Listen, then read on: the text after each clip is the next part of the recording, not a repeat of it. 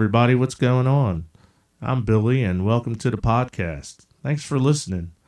Man, I'm sitting here at Hawthorne Manor Studio listening to this wind whip around this place, and it sounds like frozen freaking Alaska out there. It's winter for sure here in Maryland.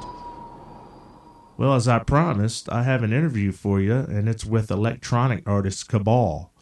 I've known this guy for many years, and it's cool to see him take on this new project as a recording artist, as well as performing it live. So let's see what he's got to say. All right, I'm talking to mysterious electronic artist Cabal, and he is here promoting his new album called Sleepwalking Into The Void. What's going on, man? What's up, Billy? It's good to see you, dude. You too, man. This is going to be pretty interesting because, well, one, just to start off, like, if I listen back to this shit, I'm going to realize how thick my Maryland accent is. Like, yeah, you don't think you have it, and then you hear your own voice, and it's like, what the hell, man? Yeah, a Maryland accent is... People from New York City think you're from South Carolina. Mm-hmm, right? And then you go down south, and it's like, get out of here, you Yankee. Yeah. They think you're from New York, and it's like... Yeah, it's weird, man. Like, I was tracking some vocals a while back ago, and, like, one of the words was ocean. So I'm doing a couple tracks, and I listen back to playback, and, yeah, I swear I pronounced it like ocean, and I'm like, man, like down the ocean. I'm like, shit, that is not what I meant to do, dude. Yeah, that's funny. So, how long did it take you to record this album? I've been working on it on and off for probably about a year. Okay. I mean, you wouldn't know that by listening to it, but... Hey, man, it sounds great. Just you try and do things when you find time, and, being a working class dude and having a full-time job and that, and just... You just try and grind it out when you can, man. Yeah. And it's cool not to rush it also. So how did you get this thing started in the first place? How did this happen? Yeah, it's a long story. I think the thing that really kicked it off, the catalyst for it, was my wife surprised me with tickets to go see John Carpenter, okay. The film director. Yeah. And, he writes all the music for his movies, or did. And, he had a live show, and she surprised me. We went to go to the show, and I was just blown away. And that weirdly took me down, like, memory lane, like, got me thinking about all the music I grew up listening to, and, got me down a wormhole of all kinds of film scores. Like, I started getting, like, oh, well, what about the score for Blade Runner that Vangelis did? And then it went into, like, Brad Fiedel on the score from The Terminator, like, all this science fiction and fantasy movie stuff that I grew up with as a kid. I started reviewing the scores and thinking, like, I really want to do that. And, I'm nowhere near as good as any of those dudes. But, that's kind of where it started. Like, let me try and do, like, a score to a film that doesn't exist. But then all the other influences in my life started coming in, and it completely changed where it was going. And, yeah, there's just so many different things and little nooks and crannies in the music world that I like to pick apart and listen to that all kind of blended in to make this thing happen for me. Right. Well, that sounds cool, man. Well, I've been to the show, so I have seen that. So why the anonymity? What's up with all that? There's a lot of reasons for that, actually. It's not just one thing. I think, one, I've always been attracted to art that had a little bit of, like, mystery to it. Yeah. Like, even as a kid, like, some of my first musical memories, like, sure, I was, a kid growing up in the mid to late 80s. I'm like a preteen, maybe 10, 11 years old. I'm living out in bumfuck in the Eastern Shore. Right. Working on my grandfather's farm and saving up money, and I'd go down to a little mom and pop store and buy cassette tapes or whatever I could find. But one thing that always sticks out to me that happened was, maybe like 6th or 7th grade, and I'm going to school and in the music, but I didn't really understand what heavy metal was. It was kind of a thing that was always sort of outside of my world at the time. Right. And there was an older kid, and, this kid's like 12, one of those kids that, like, the big heavy metal kid in your school, yeah. Like, one of these guys that's like, he's 12, but he's probably shaving twice a day, and, like, he's 6 feet tall then, and, yeah, so he has this, like, leather and denim get up on, and he had a freaking King Diamond patch on his jacket. There you go. And I'll never forget it. And, like, yeah, like, 10, 11-year-old me is like, what? What's King Diamond? Like, is that a clown? Or is it, like, what the hell is that? And he was like, oh, dude, it's King Diamond. You don't know, man. Like, dude, his mic stand is made from real human bones. And, this is pre-internet, so we didn't know any better. Like, oh, dude, he has the corpse of his grandma in a coffin, and, like, he carries it around on tour and sometimes brings it out on stage. And, like, that sort of mystery always really intrigued me. Like, I've always wanted to do a project. And later on, as I got older, like, bands like Guar were sort of theatrical. And, again, like, not knowing a lot about them, just hearing these rumors of what the hell was going on with them, like, really appealed to me. And I always, my entire life, wanted to do something like that. But there's a few other reasons, too, because, like, I'm really insecure about this project. Okay. So in a way, like, I can put on this mask or hide my face, and it takes away some of the anxiety for me, where I can say, well, it's not really me. It's this character that's doing this. And it sounds ridiculous, but I understand. I've had some pretty crippling anxiety trying to get up and do this in front of people. Like, I've played some shows where, like, my hand is shaking. And, like, if people could see my face, they'd probably be like, man, does this guy have a stroke? Is he all right? Like... And it's all you. You're the man up there, Hence the anxiety, I think. Like, when you're in a band, and this comes to writing, too, like, it's almost like you're in a gang. Like, you have a squad of guys together, or ladies, and you're like, you have this vision, and you're all working together to do this thing. Like, when it's just you up there, man, it's tough, especially for me, because drums are my main instrument. Like, right. And, we've done some music over the years together. And, And... you put me behind a drum set, couple hundred people, no problem. Like, I'll crush it, man. But put me up there with a couple MIDI keyboards and a drum pad, and I'm just like, I don't know, man. Like, this is not cool. And that's another reason why I'm thinking about the presentation of it and the big show, because some of it's kind of like a distraction, where it's just like, man, don't look at me. Like, I'm not here. Like, just pay attention to this TV screen. I got you. Yeah. And you've collaborated with a few people on this project too. Tell me about that. Yeah, I've got some wheels spinning on some collaborations. The only thing that's on the album is I did a song called "Hymn for Night Eternal," and that was kind of born from a fun little project my friend Kevin, an Annapolis artist named Kevin Herneman, put together this thing where he was like, "Hey man, I want to record a drum beat," and then I'm going to send it out to all my musician friends and like. Everyone do what they want, and I'll put out a compilation a little later next year.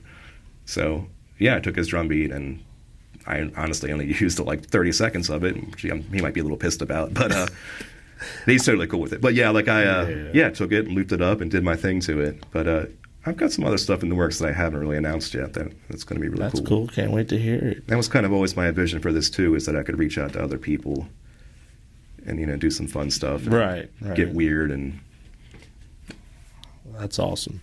Well, who do you like that's in this genre that has influenced you? Oh man, that's a weird thing. Like, I don't know if I want to go on record to say this or not, but I really don't like a lot of electronic music. Right. And maybe it's just because of where I come from, like growing up listening, heavy metal and hardcore and punk. There's just something about a lot of electronic music that just doesn't do it for me. I think as I'm a drummer, as my primary instrument, rhythms and textures are like two of my biggest strengths. So I listen to a lot of electronic music, especially like the drum beat, especially if you get into like EDM or dance music territory. Right. It's so, well, to my ears, terrible. So like, I was joking around with a friend the other night. We were talking about, who came up with this like bullshit like techno drum beat? Like, who was the first guy? Like, we didn't know. I have no idea who did, but like, you just imagine like a guy sitting in his basement with like a drum machine, and he finds like the hi-hat, and then he finds the bass drum, and he's like, and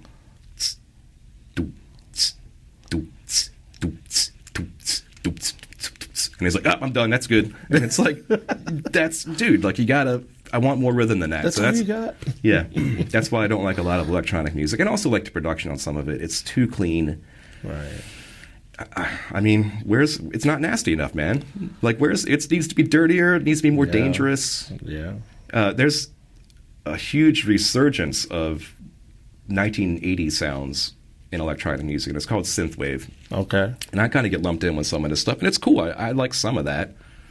But my problem with that, too, is like, as a kid who came up in the late 80s, like, it's not so much the music, it's the aesthetic of it. Like, it's hard to explain, but I guess it's like all the cheesy shit from the 80s and looking back through it with rose-colored glasses. So, like, it's neon lights, it's palm trees, it's Lamborghinis, it's fucking Miami Vice. Right, and like right. that wasn't my fucking life in the 80s as a kid growing up, you know, in the middle of nowhere on the shore. I'm sure it wasn't yours either, right? Not at all. Yeah, and like kids these days are seeing that and like, oh, that's cool. And I'm like, man, without getting too political, it's like, Right. like, you know, the 80s weren't a good time for everyone. Those Reagan years were, you know, especially for working class people, were not necessarily the best fucking time. No. You know, that whole like Wall Street, Gordon Gekko, greed is good, and, you know, the bullshit like lifestyles of the rich and famous. What was that bullshit, like champagne dreams or caviar dreams and champagne wishes? Like, that's a bunch of bullshit, man. So that's what I get turned off about the sort of 80s resurgence going on electronic music. Like that stuff kind of bugs me, but yeah, I don't know, I'm all over the place musically. Like, speaking of the drum thing, like a lot of my drum sounds and things I'm interested in come from, like, you know, I was a kid who also grew up listening to a lot of hip hop. Like, some of the first cassettes I bought were like, you know, all the old Def Jam shit. Like, you know, Run DMC, Beastie Boys, Cool J, like all that stuff. But I've been fascinated by like the stuff that came before that.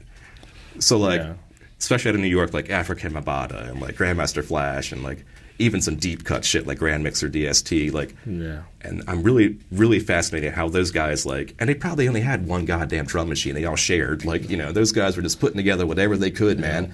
And like the drum patterns and the drum sounds, like I try and use a lot of those like old beat up 808 drum sounds, and then I'll just sort of deconstruct them and start playing with them so they sound a little gnarly and they sound a little dirty and just fucked up and not quite so clean and processed, you know? Well, that sounds good. Let's take a listen to one of the songs from the new album. This is Crashing Down.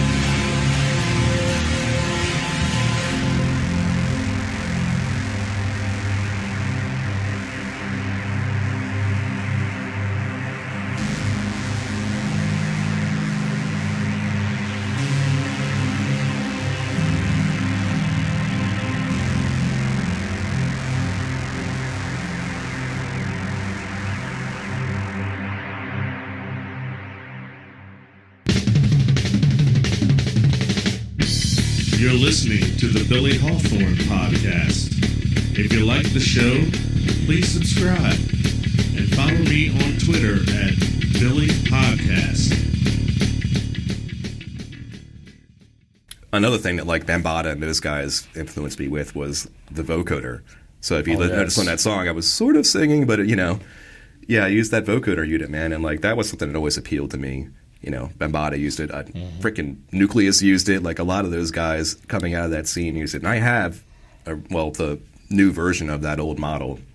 It's a Roland. And, man, there's just something about that thing I love. One, I can't sing. So it helps to be able to actually, sort of shift your notes on the keyboard as you're doing it.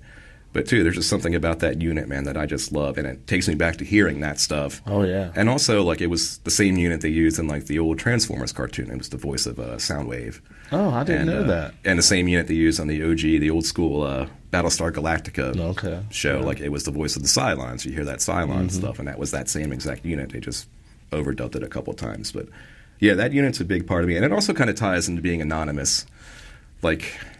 I'm even going to the lengths to try and disguise my voice live. Like Right. And it's so weird, man. The anonymous thing too. Like, as a musician, you might actually find this really refreshing. Is that I've played at least 4 shows last year where I played, and people did not realize it was me. Like, I would get done, another band's playing, and someone would come up to me and go, "Hey, man, did you see that guy with the mask? What the hell was that?" And I'm like, "No, I didn't see it at all." That's probably great. I swear, man, sometimes I feel like Bruce Wayne, like, trying not to give away that he's Batman. Like, Right. Like, Bruce Wayne shows up to the party, and he's like, "Hey, I'm Bruce Wayne." Oh, shit, that's still Batman voice. Fuck. God damn, I gotta stop doing that.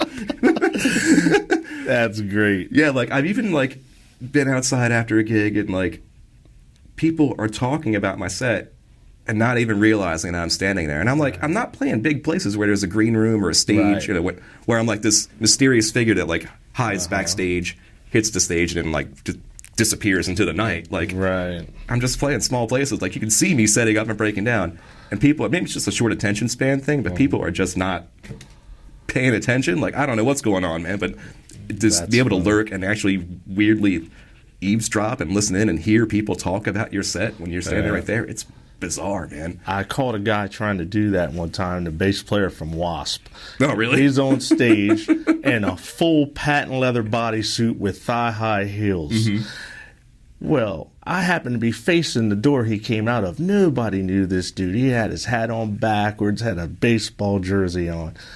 And I think that's what he pretty much just wanted to go hang out and see what people thought. I was like, "No, dude." I called him. So yeah, that's it's cool. kind of every musician's dream to like get the straight dirt on your shit, like without any bullshit. Like, to be able to, I've been able to do that in the last year, and I'm just like, it's crazy. Like, what the hell is going on, man? Right. How can you not know it's me? Like, I've been out at shows too, and like people have been like, "Yo, what's up, Cabal?" And I'm like, "What? Where? Who? What? I don't see him." I don't know this dude. That's cool. And you can everybody can find you on Bandcamp. That's where your album is, isn't it? Yeah, the album is on Bandcamp if you'd like to purchase it, but by the time this airs, it will be available pretty much everywhere. Spotify, Apple Music. Right on. It'll be all over. I would recommend, if you'd like to actually do a digital purchase, to do it via Bandcamp, because iTunes pricing scheme is bullshit. Right. So it's actually much cheaper on Bandcamp. Right. Tell me about that, because I've never used it. Bandcamp? Yeah. Oh, it's great, dude. It's a great platform. Okay. Yeah, you can just put your music up there. They set your price. They hardly take any share of it. It's just a little pittance. That's awesome. And PayPal's directly to you, so it's a great platform for underground artists to put their stuff up. I wish I had more time to spend on there, because there's just so much time. I mean, I don't have so much time, and there's just so much music up there that, Right.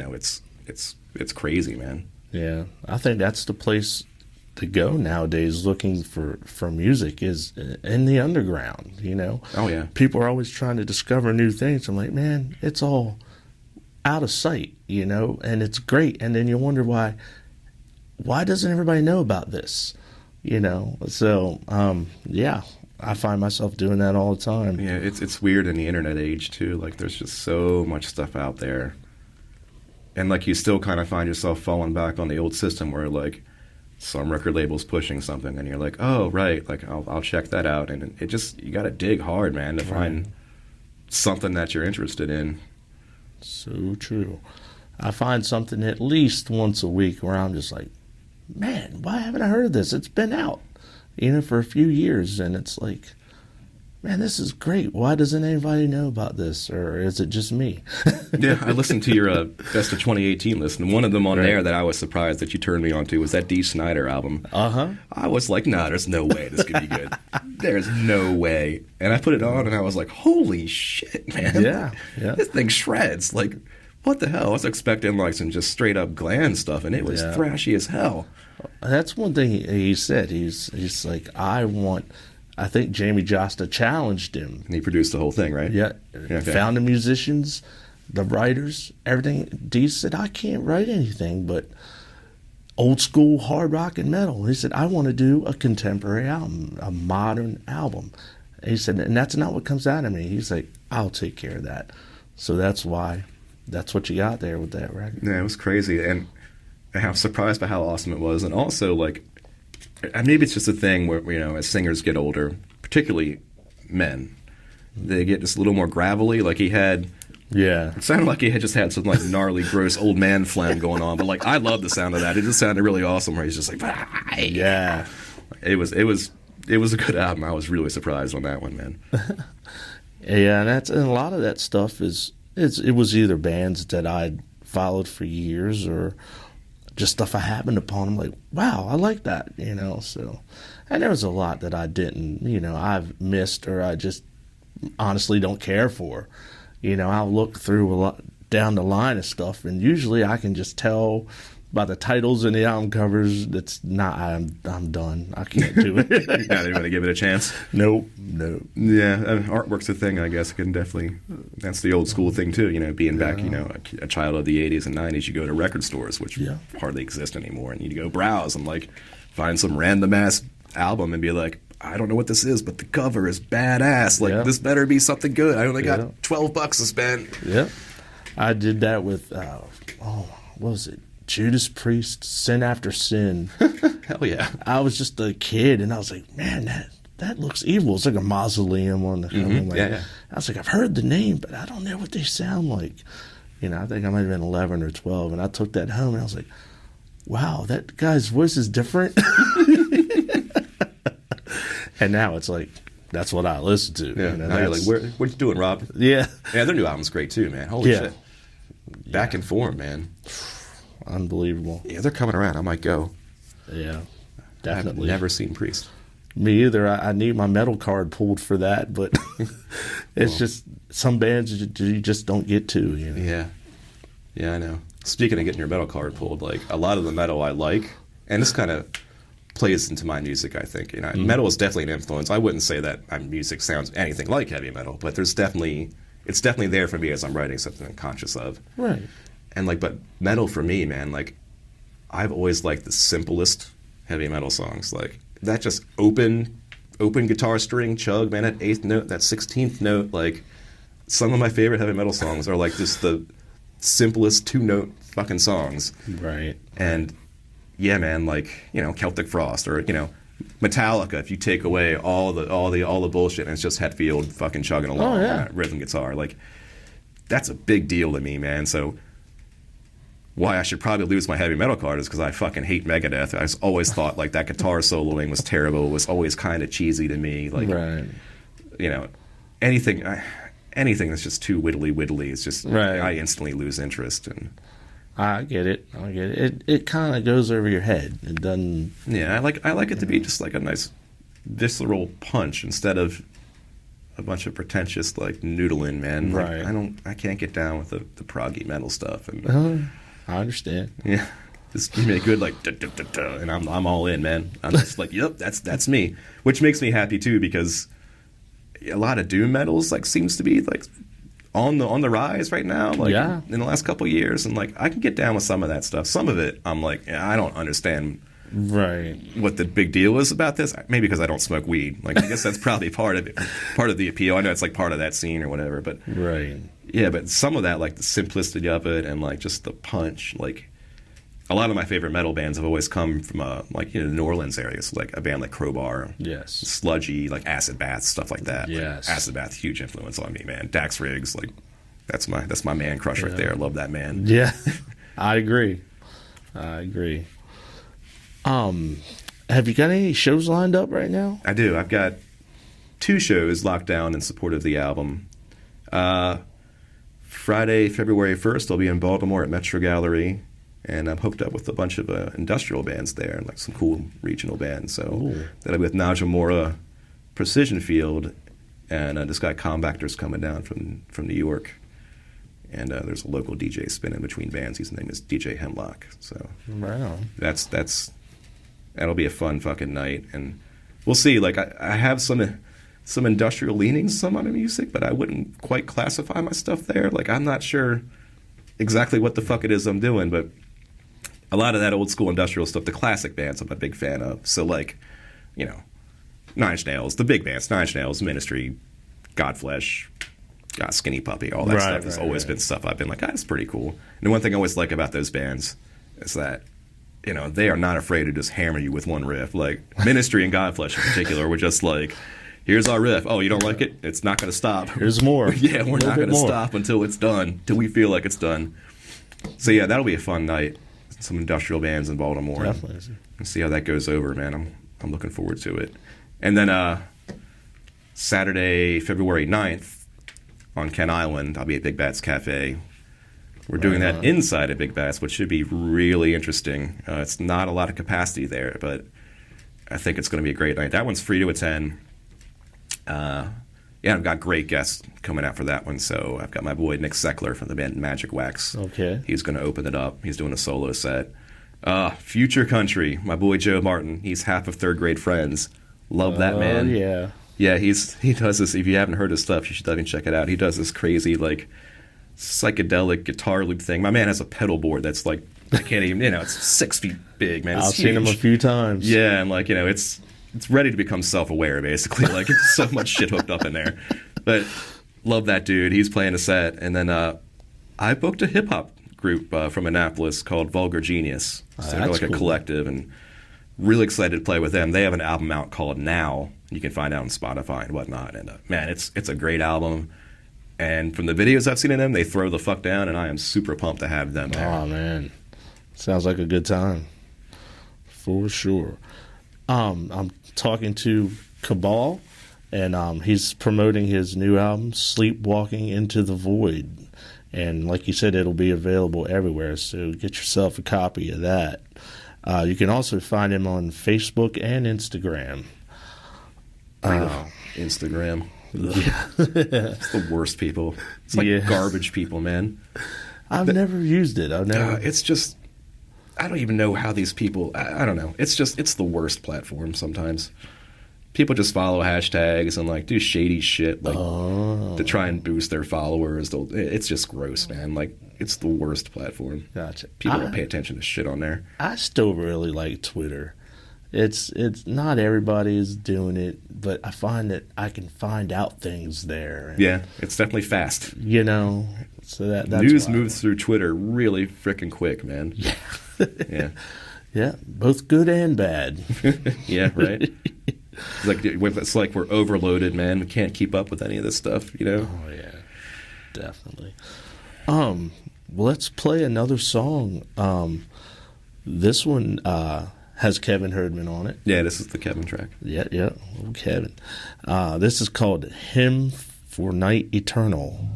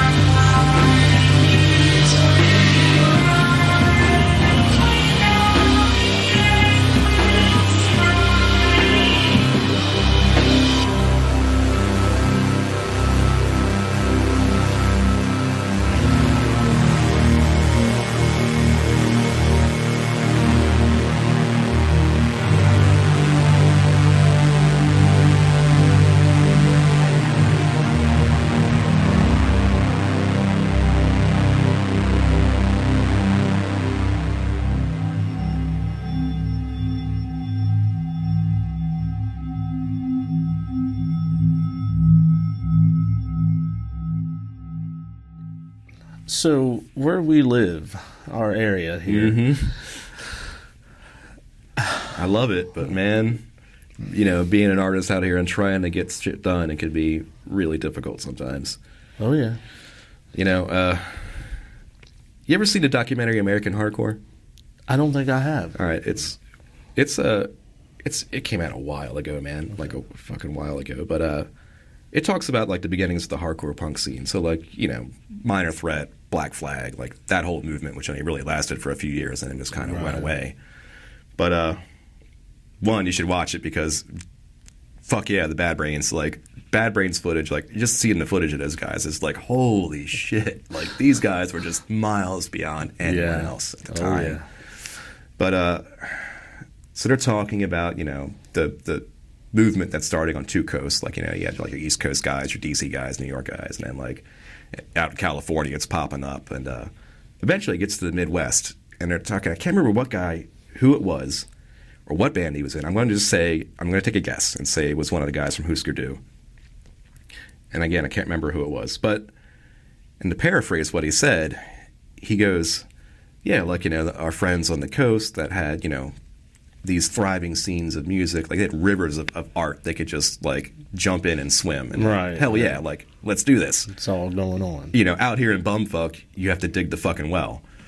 And that's kind of what happens here on the shore, which is a shame, man. Like, it's really tough. Like, I've been lucky because, I spend a lot of time in Baltimore. I have a lot of friends there. Some of my favorite musicians are there, and some of my best friends. I go up there, hang out. I try to go see them when I can, which is tough because I live, an hour and a half away, and whatever. Yeah. But I try.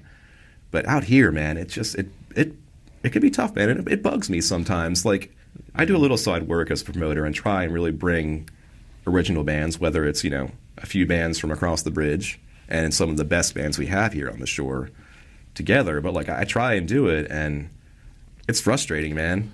Yeah, there's really not many venues for an original artist to perform it. Yeah, well, that's the shitty thing is that there's venues everywhere. Like, there's places that have music all the goddamn time, like every night.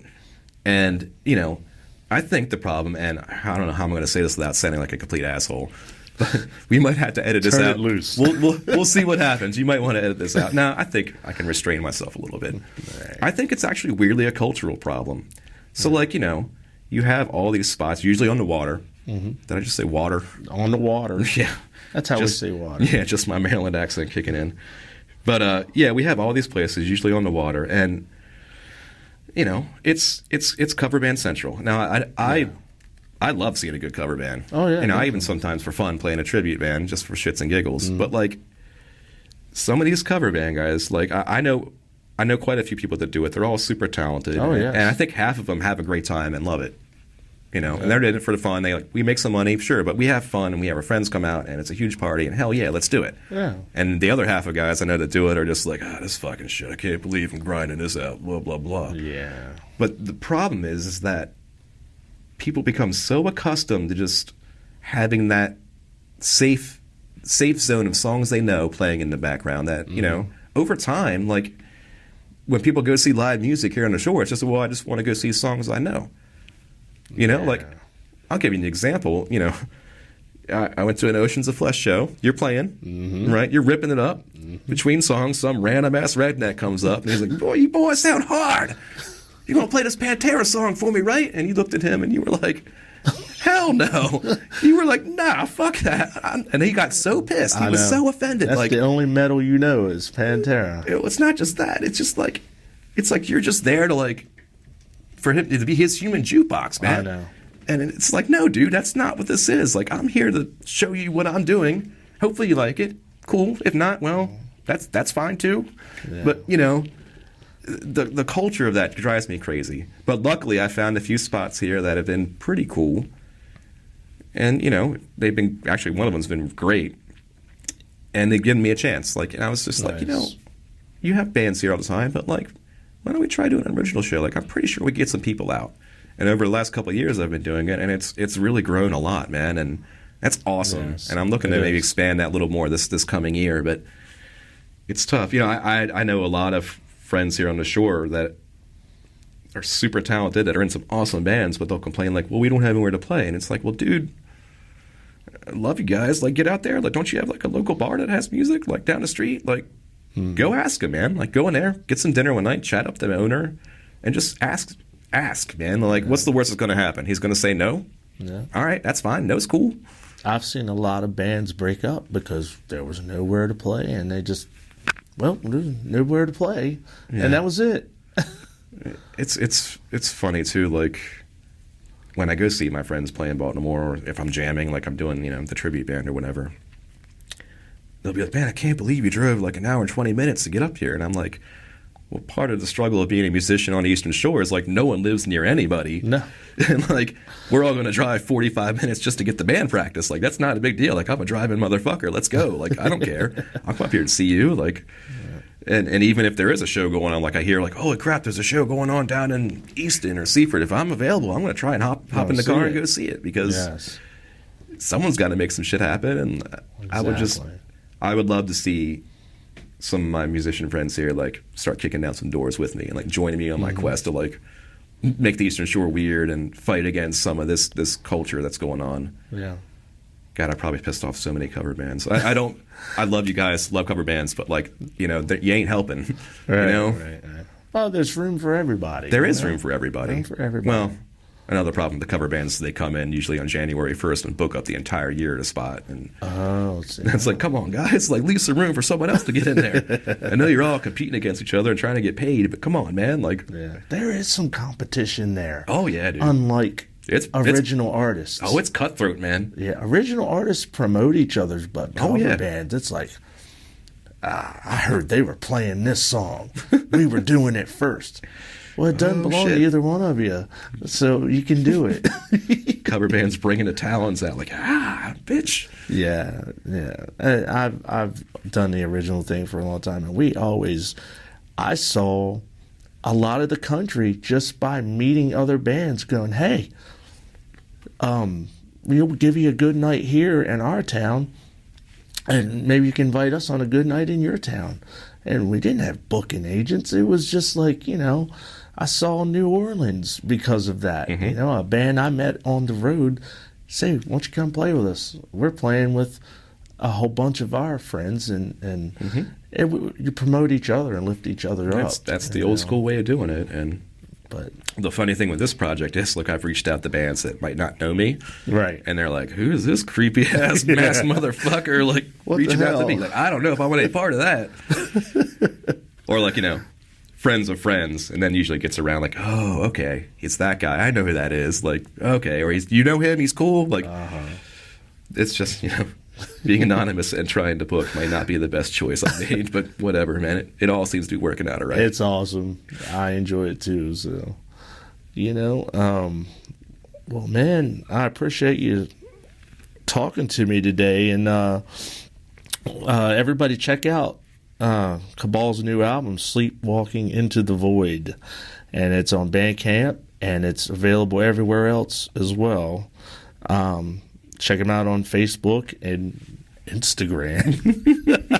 Not a fan of the Instagram. Not liking the gram right now. Not liking the fake gram. ass people on Instagram. I think I might watch out for that. I was kind of curious, but I got friends on there, and that's all good. Right. I'm on there just to follow them. But man, there's some. Look at me. Take all these selfies over and over again. It's like, what are you doing? I think I'm a little bit past that myself. Yeah. Well, cool, man. Well, I wish you luck with the new record and the shows. Give me your show dates again. That would be February 1st in Baltimore at Metro Gallery, one of my favorite spots there. And February 9th, Saturday, at Big Bats Cafe on Kent Island in Stevensville. Awesome. Everybody come check them out. And cool, man. Thanks. Absolutely, man. Thanks for having me. Oh, real quick. Sure. Before I forget. Now that I've wrapped up production on this, I'm going to start on my side project in a couple weeks. Oh, awesome. So this is an interesting story. I've been working on a side project. I'm calling it Fog's Embrace. And this is like, whereas Cabal is kind of like doing this weird science fiction apocalyptic thing, I have a part of me that wants to do something a little more organic sounding. So okay. It's one way to look at it is like, my Cabal stuff is science fiction. This will be a little more fantasy. And also a little more pure, like, like a score to a horror movie is something I Okay. always wanted to do. And there's also a weird little subgenre of electronic music called dungeon synth. You know anything about that? I don't. Oh boy, I don't even know how to even describe it to you. It's kind of like runs parallel to like ambient or even like black metal music to an extent. It's definitely Okay. very lo-fi, but I guess the great granddaddy of this kind of music was a dude named Mortis. You know Mortis? I don't. Dresses like a troll. He's like Norwegian. Like you've probably seen pictures of this. Probably not knowing. Yeah. Anyway, he wrote an album and like people were like, "What the hell was this?" And he's like, "Well, I call it dark dungeon music, and it kind of sounds like some Lord of the Rings shit. Like you're down, like getting ready to fuck up some goblins, you know." Like anyway, it's really a big thing, you know, especially in Europe. There's a bunch of cool American bands too, but a little bit of that's getting put into it as well. But my philosophy on that is that, you know, a lot of the European guys who are doing are kind of basing it off their history there. You know, they have fucking castles and like all this Right. like crazy ancient history. Whereas as Americans, and particularly here in Maryland, we don't have any fucking castles. Like, No. you know, we're not going to go climb the nearest mountain and hang out in this dark castle and make some fantasy music, right? So I was thinking also because of my love of like, you know, horror and the paranormal that I would do something that's maybe kind of based on the folklore locally here and get in and That's like awesome. yeah, I definitely want to get into some like audio samples too. I've been quietly running around like recording field samples. Like Okay. like I'm literally driving home from work the other day and like past this dried up cornfield and I was like, oh, gotta hop out and like did some Oh, wow. rustling like rustling field recordings and like I'm That's gonna save awesome. that. But I want to get into more like spooky places and like, you know, Okay. maybe get down to like, you know, Dorchester County and go looking for Big Liz, the Marsh Witch, and Yeah. like, you know, do a song about that and Yeah. record some audio down there and it'll I've be worked like a for her weird for a few times. yeah, be like, or maybe like, you know, where I grew up down in Caroline County, like go down to like where the Patty Cannon house was and Okay. Yeah. do some shit there. Or there's, you know, out my way where I live now in Rock Hall, there's a grave there. It's supposed to be like crazy haunted. So like, just it sounds kind of nerdy, man. But like, I really want to do like this horror thing. Like that's always like horror movies were always a big deal to me a kid, and like That's awesome. and fiction and all that. So that's something that's going to be coming out probably. Definitely early spring. I think I'll have it out by April. So I'll do a little 3-song EP of that. Well, that's cool. That'd When be you Fogs do and that, Grace. we'll have to talk again. So that's interesting. I you know, growing up in that area, that I've been around a lot of that stuff, so I understand that. That's cool. Yeah, tell some ghost stories, man. You know, like do something a little creepy and ghosty, but also like not quite Lord of the Rings sounding. Hopefully I get away from, you know, sounding too much like that. But Gotcha. yeah, there's definitely a specific, you know, synthesizer and whatnot patches that I want to put into that. So it'll be fun. Sounds like a good time.